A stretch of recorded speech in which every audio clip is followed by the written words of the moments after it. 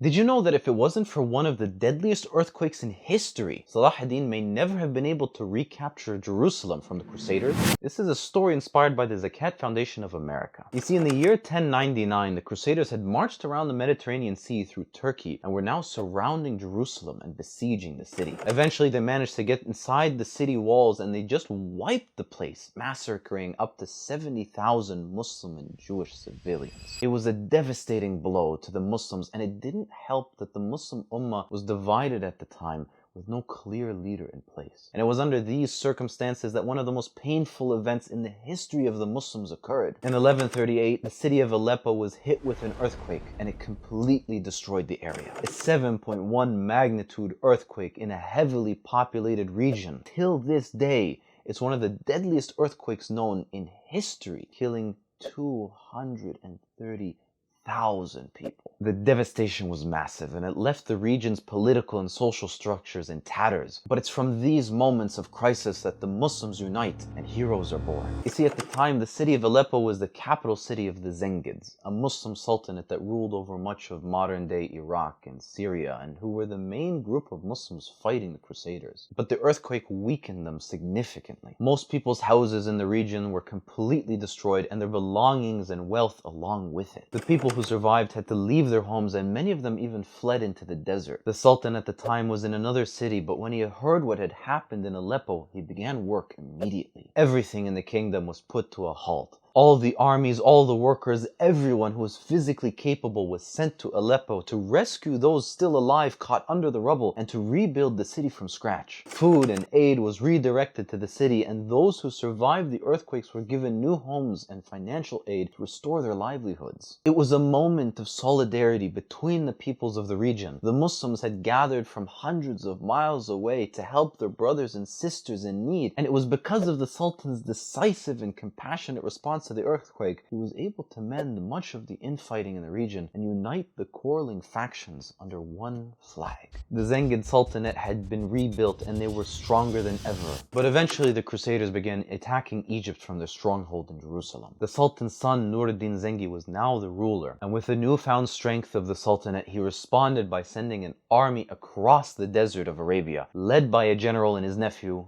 a young man by the name of Salah ad-Din al-Ayyubi. Soon enough, the Zengid army defeated the Crusaders in Egypt and took control of the land. And when Nur ad-Din Zengi passed away back home, Salah ad-Din marched with his army back to Syria to take control of the Sultanate there as well. Muslims from Egypt to Syria to Iraq and all those in between had now united and were surrounding the Crusaders, and soon enough they managed to defeat them in battle and take back Jerusalem. It was a spectacular victory, one of the most important triumphs in the history of the Muslim world, and it came right after one of the most devastating disasters the Muslims had ever faced. And does Allah not say in Surah Baqarah, "We will certainly test you with a touch of fear and famine, and loss of property, life, and crops. Give good news to those who patiently endure." Perhaps if it hadn't been for that devastating earthquake, and the way that the Muslims responded with patience, and with sending aid to their brothers in need, maybe the Crusaders would never have been defeated. Which brings me to the point of this story.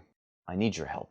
You see, I actually lived in Turkey for a few years, and when the earthquakes hit Turkey and Syria, I personally knew some people who had been affected and who had their homes, their businesses, and even family members lost. There are entire areas there where the infrastructure has been completely destroyed. No electricity, no running water, and people are still homeless. And because the region is mountainous, some of the areas there still experience freezing weather, and the ground is still being shaken by the aftershocks. I reached out to Zakat Foundation of America, who have people on the ground there who are supporting our brothers and sisters who have had their lives destroyed by the earthquake. Alhamdulillah, they're an accredited charity with a Better Business Bureau and a 4-star rated charity by Charity Navigator. And 100% of your donations are used for aid. No admins are getting a cent of that money. So while Ramadan is still here, I'm asking you to do the same thing as your ancestors did before you. Check out the link in my bio and give some money to help our brothers in need.